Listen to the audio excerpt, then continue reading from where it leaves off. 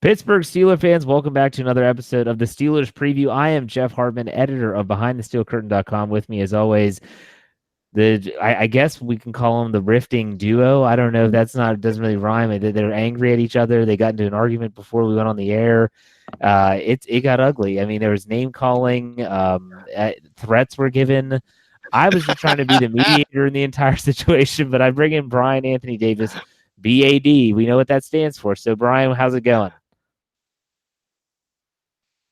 Hey, really good. I love how the molehill just become a mountain. Jeff reports it. Jeff's fish he caught was this big.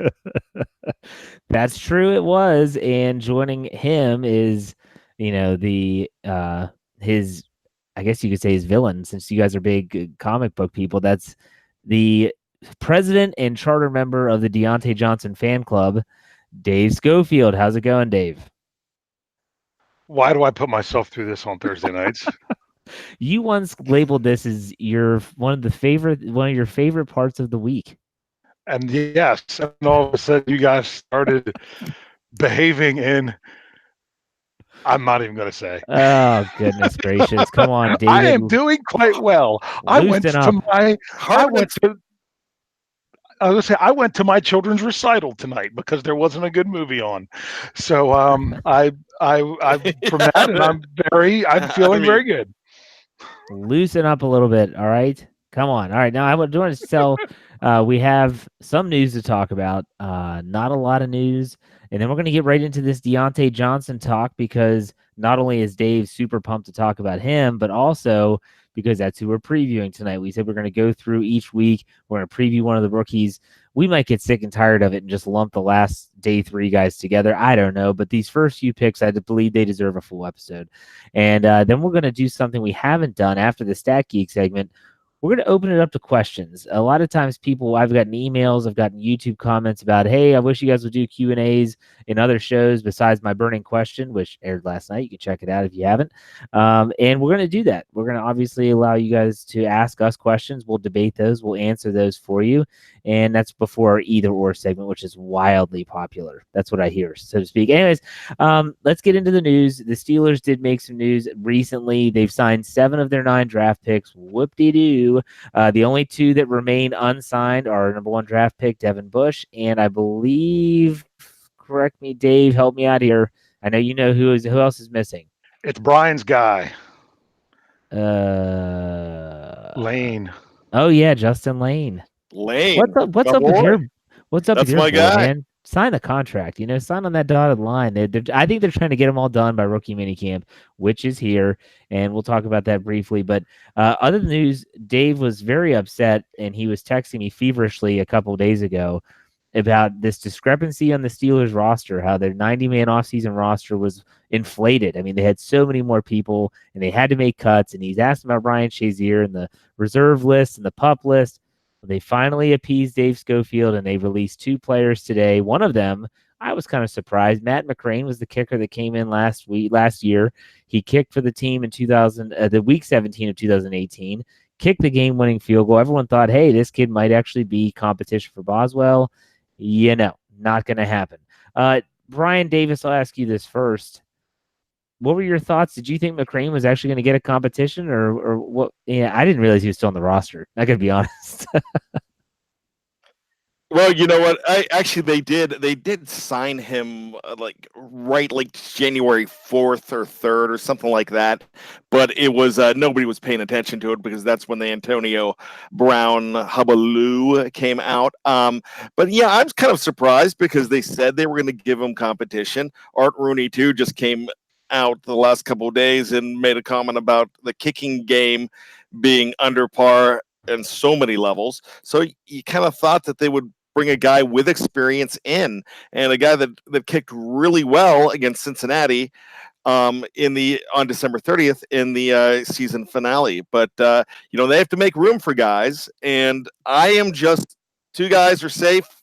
Jeff, you're going to be glad to hear this. Ralph Webb is safe, and Brogan Roback is safe. What about Frank Webb, his brother? He's on the team too, isn't he? Frank. Frank the Tank. Well, then you could go way back to Dragnet Jack Webb. There you go. That's a good point. Frank the Tank. Dave, your thoughts on finally getting the roster to 90? That's to 91, Jeff. You've been saying What the do you mean 90-man to roster 91? for forever. They have an extra guy because they get to carry the guy from I'm Scotland. not counting. Not from Scotland. Scotland Williamson. say. He's a guy from England. Yeah. I got the wrong. His when your last name's a country and you're from a different country, it's confusing. But anyway, no. So now they're down to 91. They were at 93. I knew that there was people that must not have come across the transaction stuff, and I thought you actually cared about these things, kind of things. So I learned my lesson there. Well, but just mentioned, I wanted to say something about Matt McCrane. I'm not surprised that he was cut. That's who I thought would be cut. I don't think that he had the leg strength, especially to kick in tougher conditions in the AFC North. What I think this tells us is that their undrafted rookie free agent that they signed, they are happy with. He's a rocket scientist out of UCF. Matthew Wayne. So him and Josh Dobbs should actually have some good stuff to talk about. And yeah, he's one of these really, really smart guys, had a really great career there at UCF. So there's your competition. So in other words, that's who it.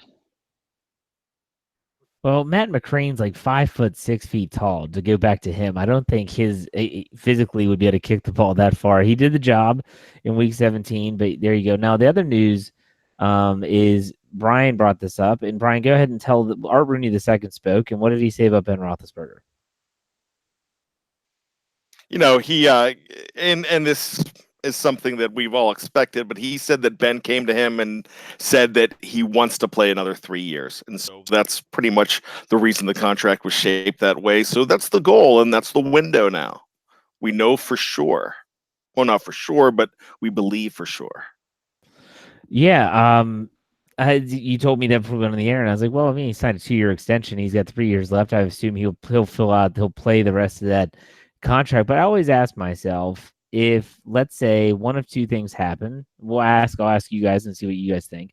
If one of two things happens, if he has an injury that is considered more on the serious side, or he wins a Super Bowl, does Ben still fulfill the 3 years, or does he hang it up? Dave, I'll go with you first. Would he continue to fulfill his 3-year agreement, or would he just walk away from the game? That's for Ben to know. I'm asking your opinion. What do you think? It really depends on how the Steelers do over the next 2 seasons.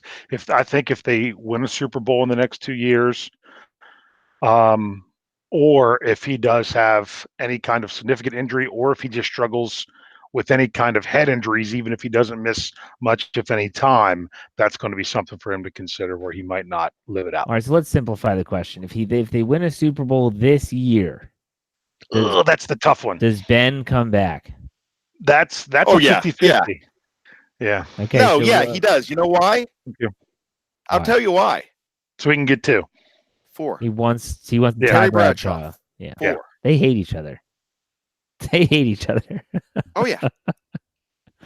So, okay. All right. So there's a little bit of news there, and there's going to be more news coming up as rookie minicamp and OTA start soon. The veterans will be showing up. I saw a really good headline. I didn't get to read the article by Mark Caballi of The Athletic, basically saying don't trust anything you read from rookie minicamp because it's just the rookies out there. There's no veterans. The coaches are just really molding pieces of clay, so to speak, with the rookies. And he referenced Dree Archer, who I remember was like a polarizing lightning rod in rookie minicamp because his speed, and he was just so elusive. Well, they're not hitting, and they're all rookies. And then once the veterans showed up, you know what happened there. So the rookie minicamp is about to get underway. Bryan, what do you think? Go ahead.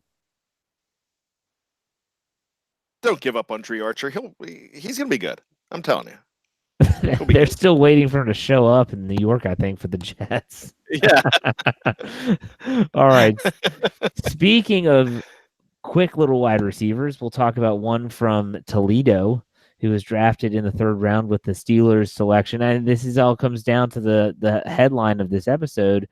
You know, they used their pick that they got in the 3rd round from the Oakland Raiders with Antonio Brown, and they selected Deante Johnson with that first third round pick, and he is automatically and probably not fairly going to be compared to Antonio Brown in every single aspect. They both come from MAC schools, similar size, similar skill set, similar speed. Not a lot of hype surrounding them coming out of college, yet you see a ton of potential. And so, Dave, I know you have some statistics from college that you want to compare both Johnson and Antonio Brown when he was at Central Michigan. Go ahead and spit those out to us. Yeah, I felt that making the comparison with Antonio Brown was fair because they were both coming from the same conference, although, you are looking at it being 9 years later. But it's important to realize that Deante Johnson did not have nearly as good of a well, I was going to say senior year, meaning his last year, his junior year there, as he did as a sophomore. As a sophomore, he had 74 receptions, 1,278 yards, and 13 touchdowns. But his junior year, he only had 49 receptions, 761 yards, and 8 touchdowns. But the biggest factor behind that was the quarterback he had when he was a sophomore was Logan Woodside, who was drafted in the NFL by the Bengals, but he ended in the 7th round. But he ended up being who they say could have possibly been the MVP of the AAF if they wouldn't have folded under. That he actually had a pretty decent quarterback. His last year there, his junior year, he had 2 different quarterbacks. I'm not exactly sure if it was due to injury or due to performance or what, but he did not have the same people throwing him the ball. But what I did was I highlighted the biggest profile game that both players had when they were playing in the MAC, and that was for Toledo played Miami both years. I looked at there in 2017 and 2018, and that's when Deante Johnson really shined. In 2 games, he had 4 touchdowns. 2 touchdowns. When in his senior, he had 6 receptions for 119 yards and 2 touchdowns. So against the better competition, supposedly, he really stepped it up. Okay, those are good numbers and pretty interesting stuff. Bryan, we've had some time now, I believe 2 weeks to let this pick kind of marinate. What are your thoughts about Deante Johnson? If there's any statistics you want to throw out there, where do you see this kid fitting in? You know what? I agree with Dave that it's a lot of pressure to put on him when you're comparing him to an Antonio Brown because of where he was picked, because he came from a MAC school, because of his size. But the bottom line to the whole thing is the Steelers were not looking for a 6'3" guy. They were looking for a guy that fit their system even more. If the Seahawks hadn't traded up, and Dave and I have talked about this offline before, I still don't think 2 picks before, when Metcalf went off the board from Ole Miss, I still think Steeler Nation would have gone crazy when they still would have picked Deante Johnson over DK Metcalf with that pick. This guy kind of fits what they want. Daryl Drake, the wide receiver coach, knew exactly who this guy was, knew what was going on with how much Tampa Bay loved him, and they scouted him. He came in for a visit. He's everything that this team and their scheme wanted and thought was perfect. So that's why it didn't take me long to turn around on the pick. And I know we give Dave a little guff for it, but he's turned around on the pick too. It was just instant reaction. Everybody wanted the sexy pick. Everyone wanted blonde hair Chase Winovich from the Pittsburgh area because they knew his name. They knew who he was. They wanted Metcalf. They wanted guys that they know who they are. When you hear an anonymous guy, and there's other names out there, immediately you're like, I wanted that. I wanted that guy. Why are we getting this guy I've never heard of? And that's the problem. Sometimes you do really well when you're thirsty with Giant Eagle brand cola instead of Coke. Sometimes, this is blasphemy, but sometimes you do okay with Hunts over Heinz too. You don't have to always have that brand name. This guy's not a brand name, but I guess what? He will be. And so many of you 2 years ago Jeff and I not included, because we talked about this right away. We loved it. You guys were pissed. Steeler Nation was pissed when Juju Smith-Schuster came off the board to Pittsburgh. They didn't want the guy. But it's just like Woodstock. Like, you know how like only 100,000 people went to Woodstock, but 1 million people say that they went to Max Yasgur's farm 50 years ago in 1969? All these people, like 1 million people, are said, "Oh, I loved the pick when they said Juju's name. We wanted that guy." You didn't hear of him. The only way you possibly heard the guy is if you watched the Rose Bowl, watched him torch Penn State. That's how you knew who this guy was. But if you follow it, and if you follow the draft like we do, and a lot of you in Steeler Nation, a lot of our readers and the people that listen to the podcast, they follow the draft and they know who these guys are.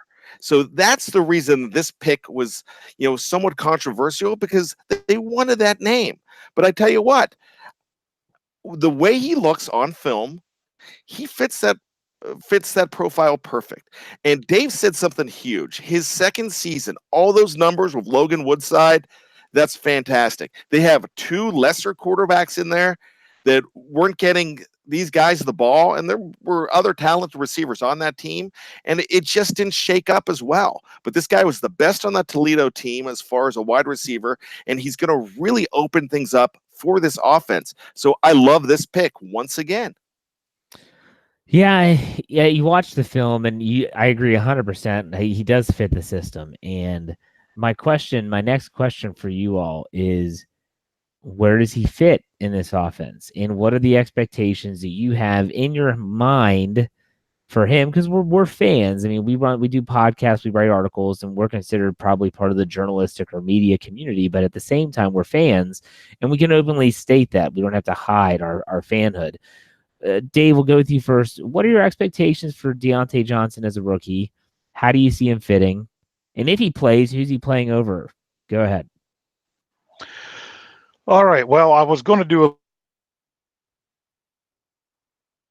a little bit that you got to remember, no Steeler rookie wide receiver has ever hit 1,000 yards, ever. But Juju would have if he didn't get suspended.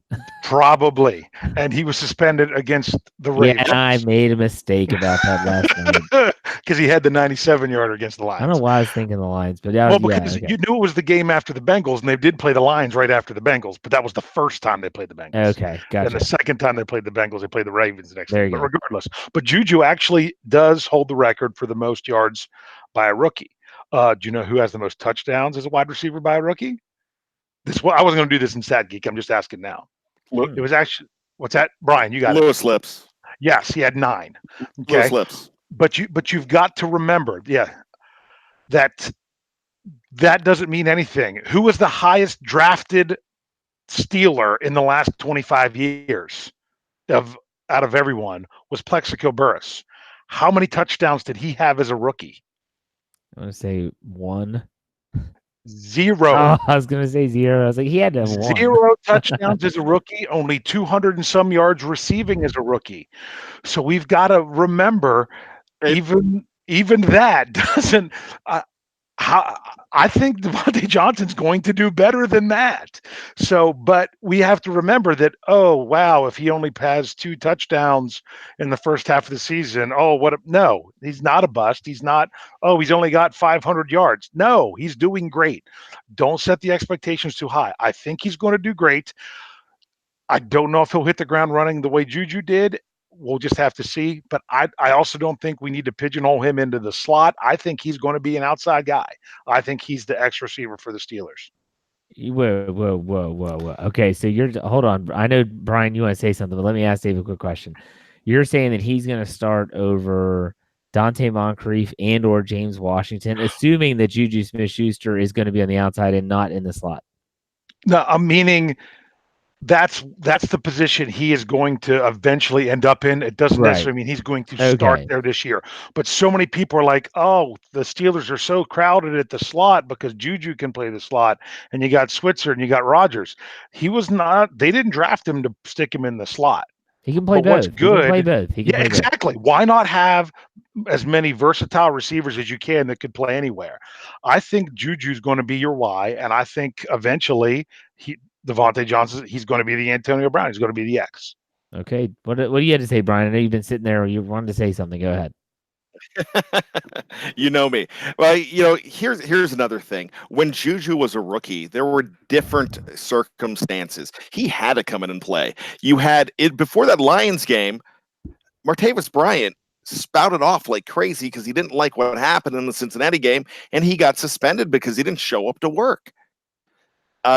I don't know if you remember that, but it was on that Monday or Tuesday after that Lions game, after that Bengals game. He didn't show up because he was pouting. He actually had his girlfriend call in, and then his girlfriend was spouting off on Twitter. There was so much drama, and then it took him a while to, carve his way out of the doghouse. So there was not as much depth at that time with that wide receiver stable. So he had to come in. Juju had to come in and play. They had no choice to throw him into the mix. They don't have to throw Deante Johnson into the mix that quick. They could let him marinate. They could let him learn the system. They have other players that can play. It's going to be a neat battle to watch him against James Washington and see who fits that system better. We're going to find that out. We might find out that they like Johnson over Washington or the opposite of that. But they don't have to push him in. So you can't compare him to Juju Smith-Schuster's rookie year because it's completely different circumstances, and hopefully they don't need him. Right, exactly. And a quick sidebar is that Jeremy Fowler reported today that James Washington, who's entering his second year with the team, just like so many other players before him, the Steelers got to him in the offseason and said, look, you need to lose some weight. It's not always about bigger or stronger in the NFL. It's about being well conditioned. Supposedly he's lost about 10 pounds. He's slimmer. He's faster. That's important. James Conner went through that. Le'Veon Bell went through that. There's others that have done that as well. So keep that in the back of your mind. But my last question here, before we go to the Stat Geek, about Deante Johnson is the headline of this episode, and that is, do you feel that at least in his rookie year, in terms of fan reaction, he's entering a lose-lose situation? It's really simple. Brian, we'll go with you first. Is he going to be in a lose-lose situation because of the comparisons to Brown, because of the trade, because of the pick that was used? Is he in that type of situation? Go ahead. Yeah, he is. But he could burrow his way out of it. But I think he is. I think there's too much on him right now. But we'll see what kind of character he has. And I think they studied this guy. I think he'll pull out of it. But there's going to be some warming up time because we are fickle fans. Absolutely. What about you, Dave? What do you think? I'm going to give my answer like what Bryan said last week to me with the whole thing of Devin Bush being able to live up to the hype, is that we've overhyped him. I think our expectations are too much. And it's our job to remind everyone throughout those Plaxico Burress touchdown numbers, the fact that no Steelers rookie has ever had 1,000 yards receiving. I don't think he's going to lose. In the Steelers' eyes, I think just there might be too much in the fans' eyes. And maybe when they get a bit of a reality check, Bryan summed it up perfect with the whole situation that Juju was put in. But does every fan realize that? That's the thing. They're just going to want to come in and say, hey, I want another Juju. Where is he? That's what happened to James Washington last year, I think. A lot of people had those expectations. And James Washington, he's such a nice said kid. I don't want to pull Kevin Colbert, but he really is just a good guy and easy to root for. So they've got. I'm excited about the receiving core. I would just like to see any of them step up, but I don't think he's in a lose because I think Brian's right. He's not going to have to be called on to be a superstar this year. Well, the funny thing is, I guarantee if you went up to random Steeler fan on the street who's wearing all the garb, and you said, hey, what do you think about that Deante Johnson pick? A lot of them probably wouldn't know a thing about him. B, a lot of people probably think that he's a second-round draft pick because he was the Steelers' second pick A lot of people probably think that he's a second-round pick. He's not. He's a third-round draft pick, and there's a reason he's a third-round draft pick, and it's because he went to a smaller school and because of the competition he played. And to me, there's a drastic difference between a second and third round pick. Even though that third round pick is essentially, because it was so early from Oakland, it's essentially like a late second. Still, yeah, like you said, it's our job to remind everyone. So I thought that you guys worded that well. Very good job. So here we go. Hey, Go Jeff. ahead. Go ahead, Dave. Go ahead. I realized I didn't really actually give the comparison to Antonio Brown's college numbers. I gave you a bunch of Deante Johnsons. I'll be honest with you. AB had more catches his last 2 years of college. He just didn't have as many yards as Deante Johnson. And in his big games, he had a game his sophomore year against Georgia and his junior year against Michigan State. He had one total touchdown in those two big games, and never cracked 100 yards. But he did have 10 catches for 71 yards and a touchdown against Michigan State in a game that Central Michigan won back in 2009. But that was that year Michigan State was. Well, and the thing is too, you have to remember. I'm sorry, Dave. Go ahead. Oh no, yeah. That their numbers are somewhat comparable. But like I said, AB probably had more receptions in all, but Deante Johnson had more yards per reception. Well, the thing about what? Can I throw one? Go. Yeah, go. Oh, I'm sorry. He was in Deante Johnson was in a trio. There was a talented trio of wide receivers there. I don't know what kind of teammates Antonio Brown had around him. So they were distributing the ball a lot more to other guys that had decent numbers. I believe Deante Johnson had the best numbers of them all. But that's something that that you have to look at there too, because maybe you had a superstar in Antonio Brown at Central Michigan and three guys calling for the ball here at Toledo. For me, you get into MAC play, and Kevin Colbert, Mike Tomlin were both just glowing about MAC football, well, because they took so many of them and they have in the past. The quarterback play is where I put the big delineation between prospects, because when you're having, let's say it's an Ohio State receiver and Haskins is the quarterback, and Haskins was a first-round draft pick, regardless of where he went, he is at least going to be more skilled than who's throwing the football to Antonio Brown when he was at Central Michigan or to Deante Johnson when he was at Toledo. And when you put him on an NFL roster, and now all of a sudden you have a Hall of Fame quarterback like Ben Roethlisberger throwing in passes, my gosh, I would think that it would be easier. Now, there's going to be a higher level of expectation, but you're going to turn on those routes and it's going to be, the ball is going to be right there waiting for you. And you just got to make the play. And so it'll be really interesting to see how that pans out. So can I ask you one last quick thing? Do either of you remember who Antonio Brown's quarterback was his last 2 years at Central Michigan? The hint is he was drafted 14 picks ahead of AB in the same draft. Who was he drafted by? He was. I didn't write that down. I can't remember. I don't know. Who was it? I can never say his name right. Dan Lefevre. Lefevre. Lefevre. Dan Lefevre. Yeah. Yeah. It's all French spelling. But yeah, that was AB's quarterback both his sophomore and junior year. So he had a quarterback that was drafted higher than he was. So he had probably what would be deemed better quarterback play at Central Michigan than what Deante Johnson had at Toledo. All right. Ready for Stat Geek? Sorry, I was on mute. Yep. Well, then I'm going to change the order of my questions since we're doing this after we talked about Deante Johnson, and I'm going to do his question first. Sure. We're doing real quick. Over under. These aren't Vegas numbers. I made these up, but I'm going to keep track of these, and we'll come back and see how they pan out in the future. It's going to be. I only have a few of them. All right. The number is 2.5. Number of touchdowns by Deante Johnson in his rookie year. Over or under? 4. So over. Brian's going to over. I say over as well. You're saying over. You know what? I'm going over as well. I think I'm gonna say 3.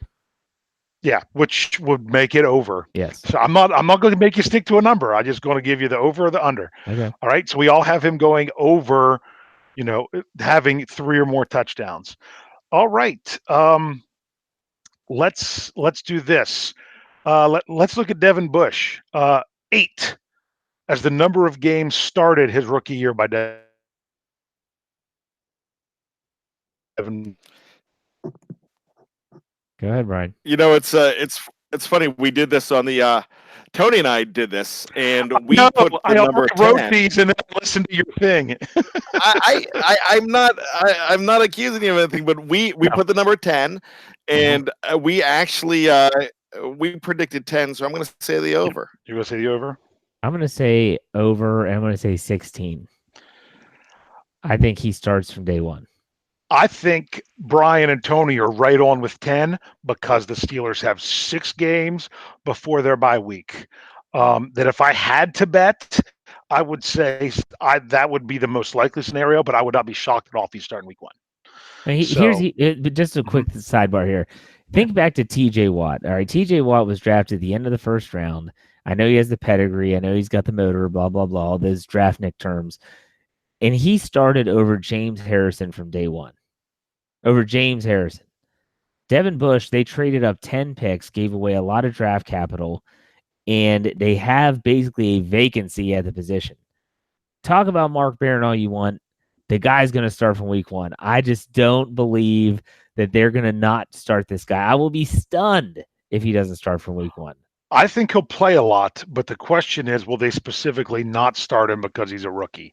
I think that's more likely. They're trending away from that. They're trending away from that. They look at Terrell Edmonds last year. True, look at TJ Watt. Was out of necessity.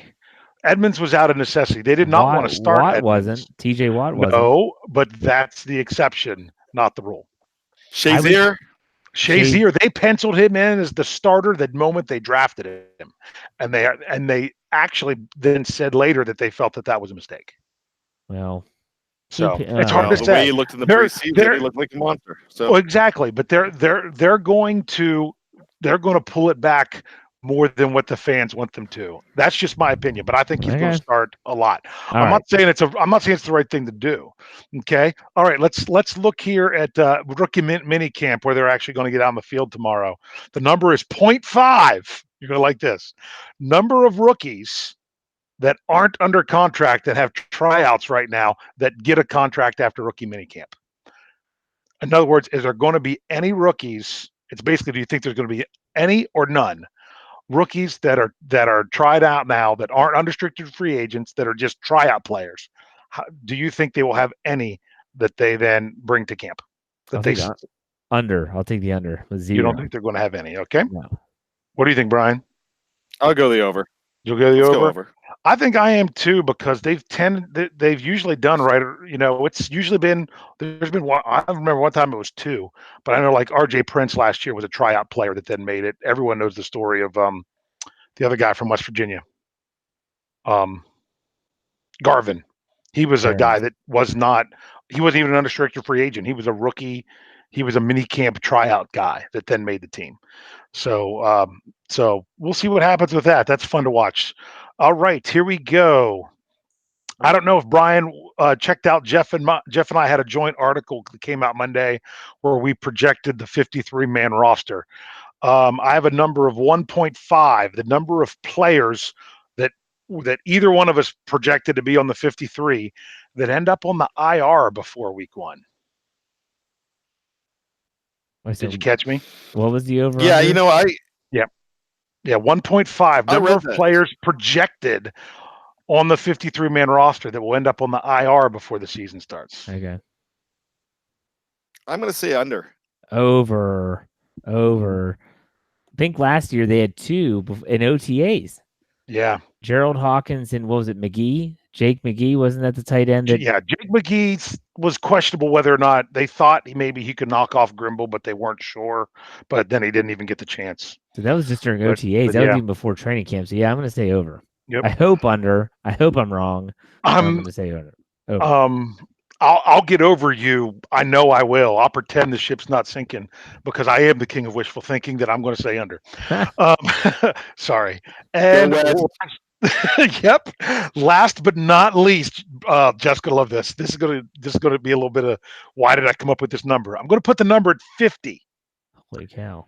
Number of 50 as the number of defensive, not special teams, defensive snaps by Artie Burns in 2019 for the Steelers. My gosh, if it's not under, they are in some serious trouble. They are in some serious. If there's injuries ahead of him and he has to play more than 50 snaps, God help us all. I'm going to say, I'm hoping, praying under. Bryan? I'm going under.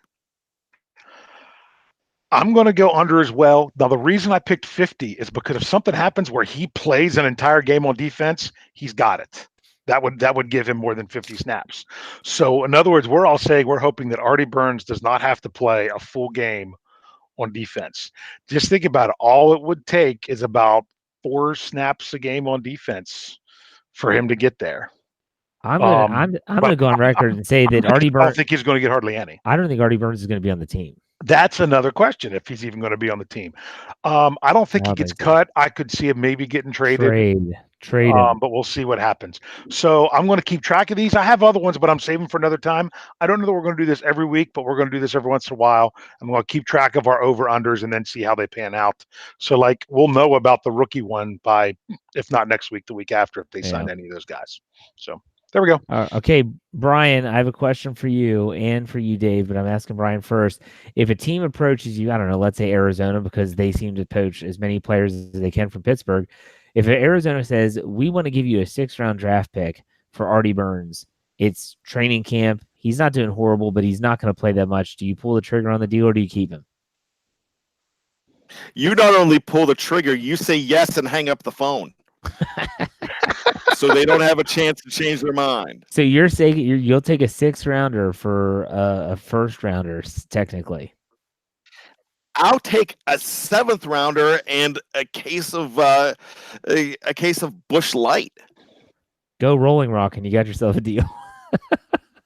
All right, what about you? Yeah, no, I know. Dave, what do you think? 6th-rounder for Artie Burns? The problem is the way that a lot of Steeler Nation is viewing Artie Burns right now, they feel that they would have to give up a 6th-rounder in order to have another team take him from them. So if you were to get one back, 6 is tough. I would take a 6. They'd probably like a 5.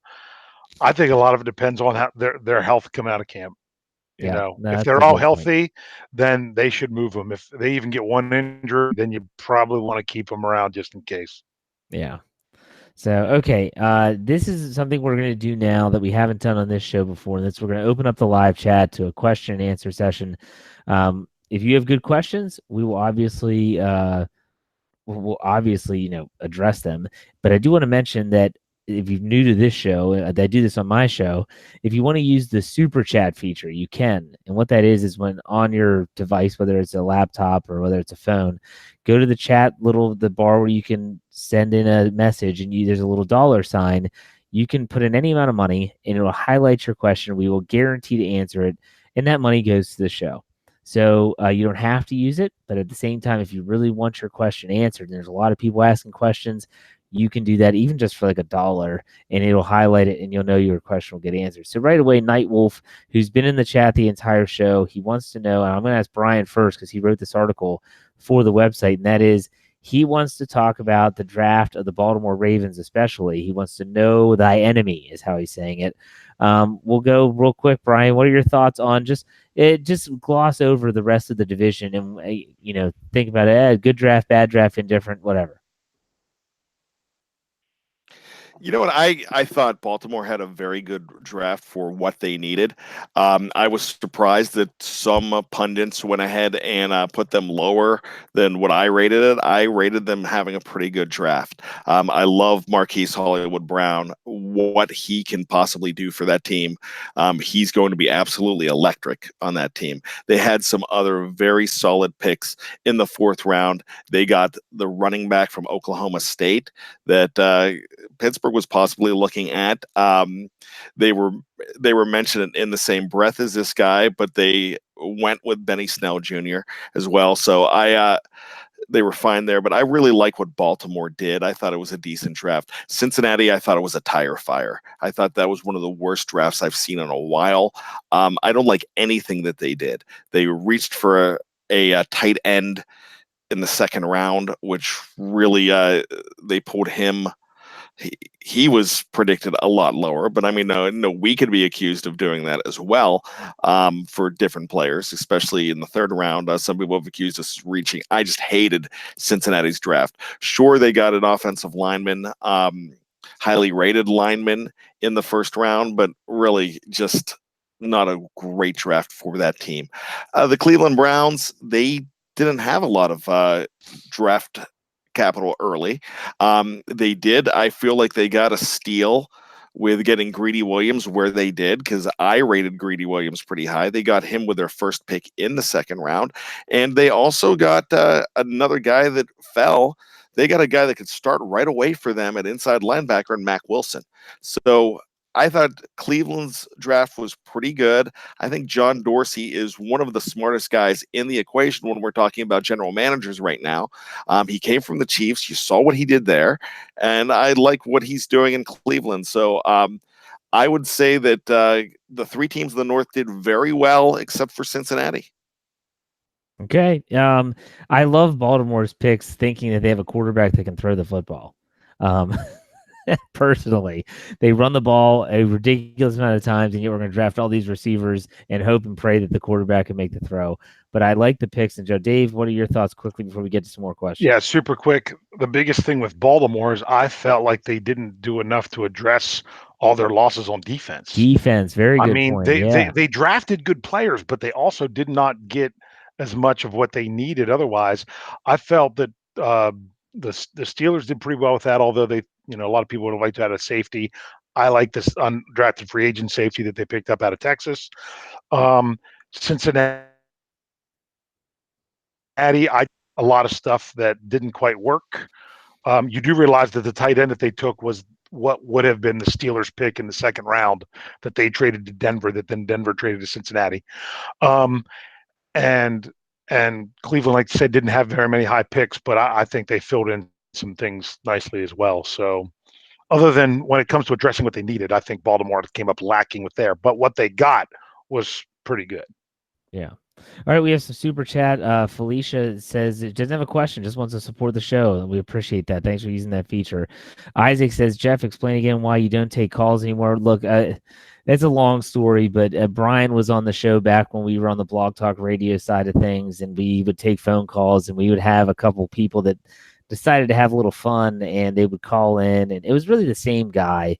He would even use like a block number, and he would make a very legitimate start to his statement, comment, question, whatever, and then all of a sudden would just derail, and it would turn very strange and graphic, and not in a safe for work manner, we'll put it that way.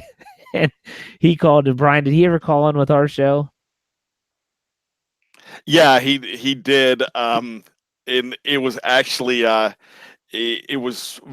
racially inappropriate. And so he went so with the race card with you. It was just sexual with us. Well, no, it was you and I. It was you and I were on it. I must have been asleep. And it was, yeah. He was cut off really quick because you anticipated what was going on, so it didn't come over too bad. But he was cut off right away. On the Hangover with Tony and I, we still take calls. Everyone's in the season. We take calls.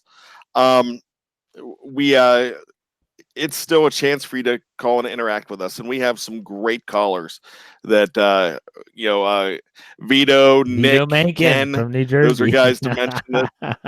Vito, good evening, gentlemen. Well, legendary, and then we've got Ken from Jersey. We want to do a show in Jersey. We have so many fans in Jersey, and we've got Nick in Marietta, Georgia. So we've got some great callers, and we'll take calls on Blog Talk as well. So, I mean, we could look into, if I had a producer they would actually be able to screen the phone calls prior to, that would be different. But as of right now, the live chat is a perfect way for you all to communicate with us, and we appreciate it. And Vodka Drinker, who's a regular on our show, go ahead. You've got 5 kids, Jeff. They can do it. You've got 5 kids. They can screen your calls. They're where they should be, asleep. Vodka Drinker used the super chat feature, says, I love the Browns hype. It'll be that much better when it collapses. I don't know. Joe Thomas and Simon wrote this article for the website, came out and said that he thinks they're going to go 5-1 in the division this year, splitting with Pittsburgh. I'm going to say 3-3 because I think this team is, as exactly as Vodka Drinker puts it, on the verge of collapsing. They have a rookie head coach. They've got Baker Mayfield, who I'm still not sold on. They've got OBJ and they've got Landry, and those two guys are best buds, but when they're taking the footballs away from each other, that's a different story altogether. Looks like they have a good running game. Their offensive line still is awful, and so I don't know how Baker's going to throw the ball from his back, especially with how many times the Steelers sack the Browns. What was that number, Dave? It's something like, what is it? They average 8 sacks a game, like the last 3 seasons or something, every time they play them. You should know that off the top of your head. I don't know if that's the exact number, but it's close to that. It's something crazy like that. Yeah. Okay. So yeah, I think I'm trying to catch up here with. This is why you use the super chat feature if you're in the live chat, because I guarantee we'll answer the question. So I'm trying to catch up. Okay. Freeman asked about the backup running backs. What are our thoughts on that? Would be Jalen Samuels and Benny Snell Jr. Question for you, Brian. I'll expand on this a little bit. Do you see this being a running back by committee year, or do you see this being just you're going to go when James Conner needs spelled? Exactly. James Conner is the guy. Look, he did better than all of the rookie running backs in total yards last season. The problem was he lost about 4 games at the end. He would have been a 1,000-yard rusher. I'm glad he was recognized as a Pro Bowler last year. He still is the guy, but they're going to spell him more. I just don't think they're going to let the wheels run off him like they did before, but you're going to give these guys an opportunity, especially when you have a guy like Benny Snell Jr. that could be your short yardage running back in those situations, that you might see him get a few more calls and let Conner get a rest. Okay, what about you, Dave? I think Brian's pretty much right there, that it's not going to be strictly by committee, but I think they're going to use all 3, and they're not just going to, you're not going to have what you've seen in years past, where when you look at the stat line and you look under rushing, there's one name. I don't think that, I think that time needs to be done, and I don't think they have to do it by drive. I just think that every once in a while you can give Conner a playoff, but I still think he's going to go over 50% of the carries. Okay. Yeah, that's interesting. So some really good questions. I didn't want to spend a lot of time on this because we're trying to shorten the show a little bit, streamline things, so to speak. And so there we go. That was a good show, I thought. And so this is the time in the show where we kind of detour away from the football side of things if we choose, and we go into our either or segment. Our either or segment is basically we can talk about anything we want. We've talked about music. We've talked about theater, believe it or not. We've talked about movies, and obviously we have talked about football as well. Now, Dave, you said that you had a great one this week, and you said that I don't even have to do one this week, and that's fine by me. I don't have to. So, Dave, go ahead with your either or to get us started. I did this Jeff Hartman style with the candy. I had to go bracket because I just could not narrow it down. But I'm combining 2 great things. I'm combining music and television. We are doing the bracket of best TV theme shows. Best TV theme songs. All right, Dave, you're back in my good graces. Yep. Here's the deal. There was a couple criteria because there was just so many.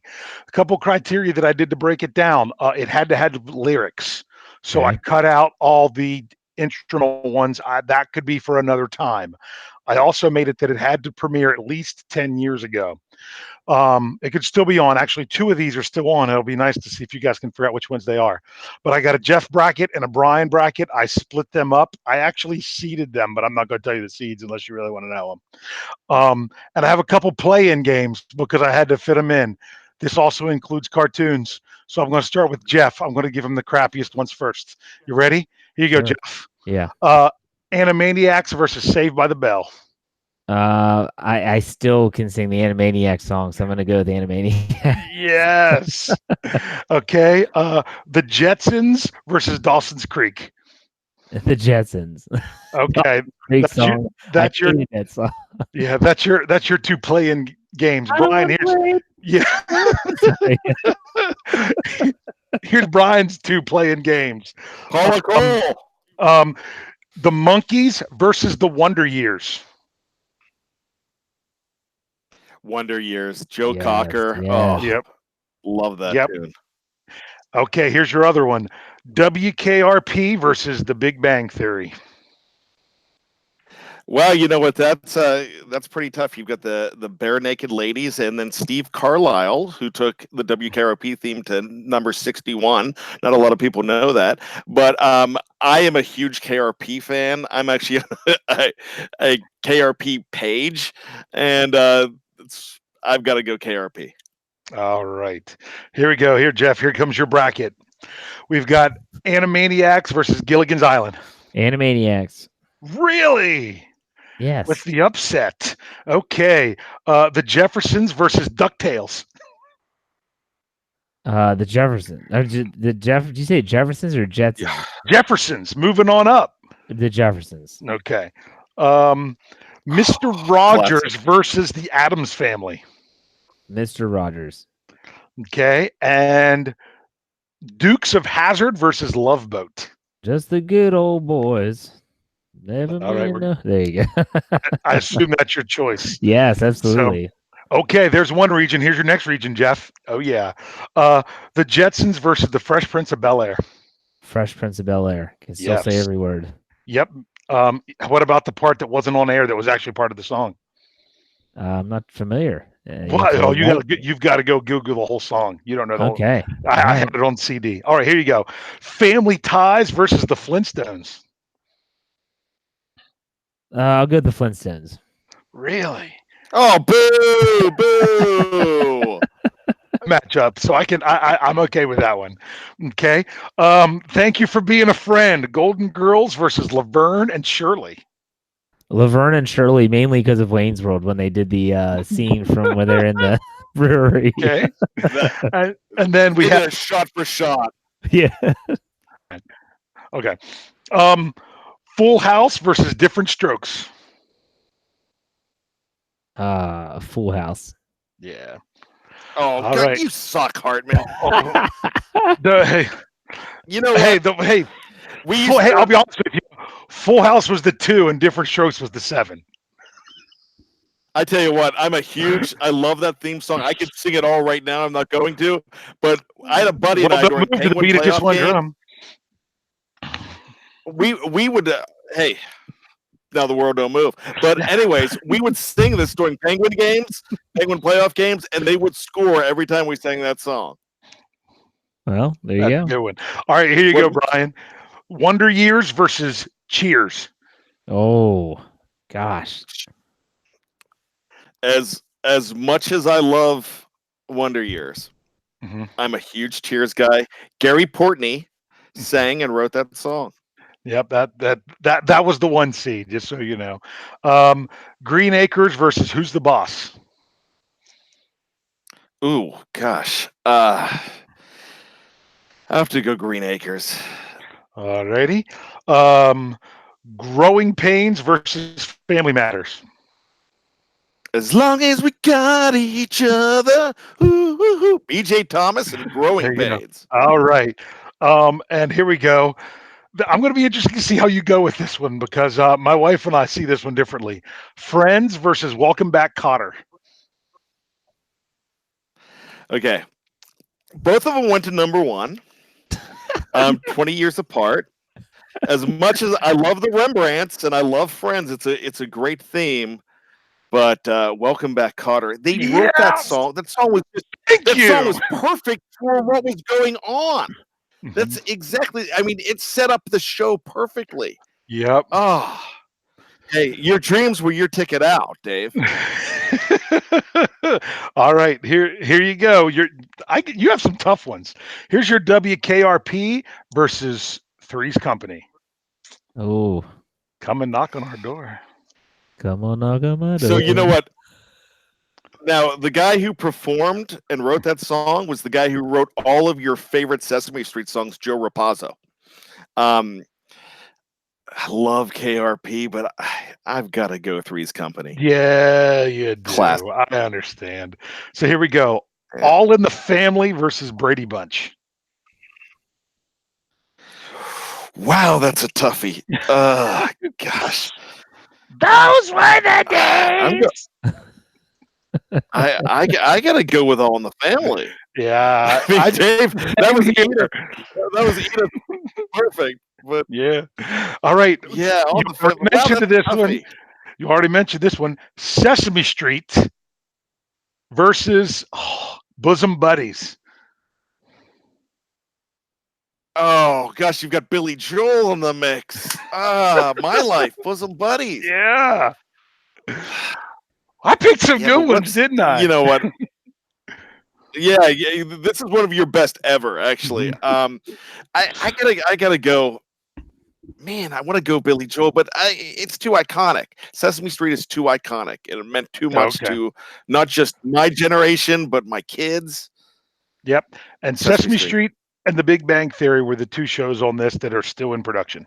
Although The Big Bang Theory only has 2 more episodes after tonight. All right. And your last one, Beverly Hillbillies versus Perfect Strangers. Beverly Hillbillies. Yeah, that's iconic. So, yep. All right, let's go back to Jeff, and we'll zip through these and get your champions.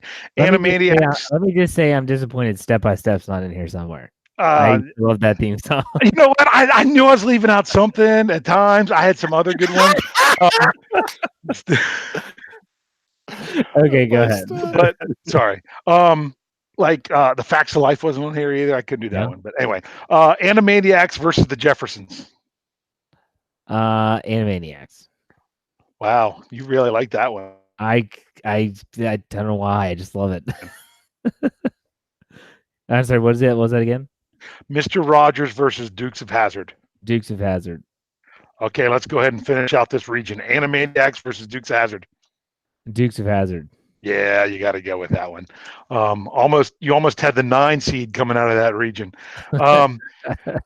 Here we go. Fresh Prince versus the Flintstones. Fresh Prince. Okay. Laverne and Shirley versus Full House. I'll go Laverne and Shirley. Okay, and Fresh Prince versus Fresh Prince. Laverne.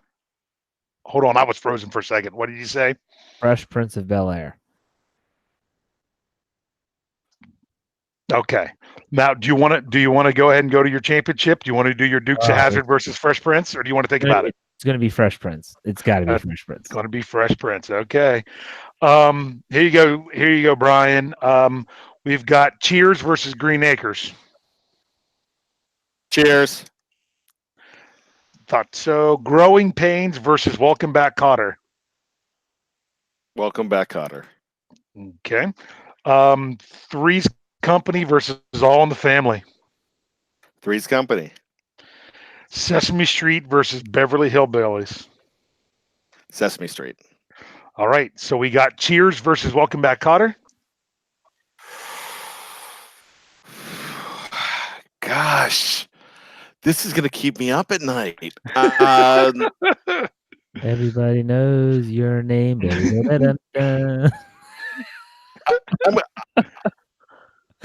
I'm going to shock the world, and I'm going to shock my wife, my family. Welcome back. Oh my God! Wow. That's horrible. No, it's not. We got Three's Company versus Sesame Street. Three's Company. And then to go to the final, Welcome Back, Kotter versus Three's Company.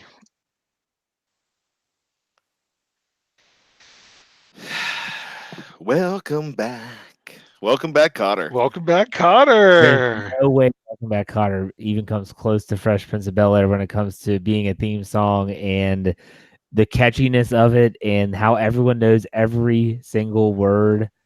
Come on. Okay. Oh, So Jeff's vote. I agree with you on this one. With you on that. We all get a vote for the championship with Fresh Prince versus Welcome Back, Kotter. You know where I'm going. Jeff's going Fresh Prince. Brian's going.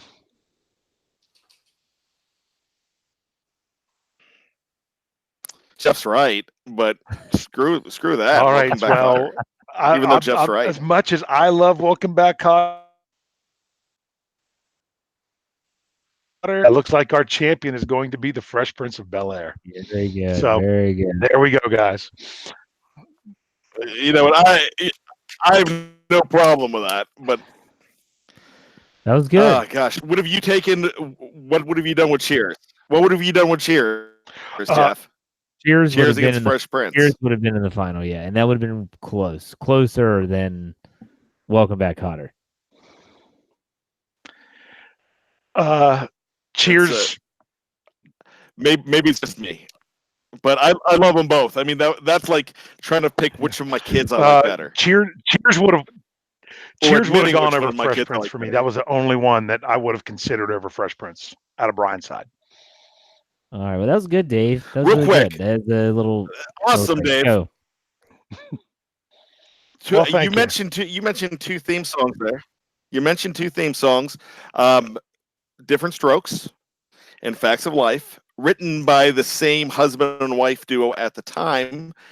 But what's funny is you mentioned the show that this man starred in on his own. Alan Thicke wrote and performed Facts of Life, and well, he wasn't the woman's voice, but he was in the background, and he also wrote Different Strokes and performed it. May he There you rest in peace. Yes. So, all right, Brian, do you have one, or are we just calling it? Yeah, actually we do. And this is a quick one. We have kids, and they leave stuff around the house.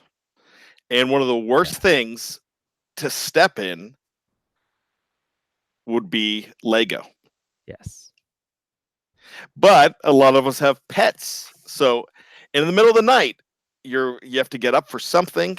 You're walking out. What would you rather step in? Would you rather step in dog poop, or would you rather step on a Lego, a pointy Lego? I think I'll step on the Lego instead. I just think that's the pain is temporary, but that dog poop would be, you have to clean it off your foot, then you have to clean it off the carpet, you have to clean up the carpet, and I'll deal with a little bit of pain for a little bit, and it'll go away. And that's where I'm going. What about you, Dave? I think you answered that about perfectly, because as much as a Lego would hurt, the pain is temporary. The smell is not forever. So I would much rather be not having to clean up everything else that goes along with stepping in that. And plus, I'd be scared to death because I don't have a dog.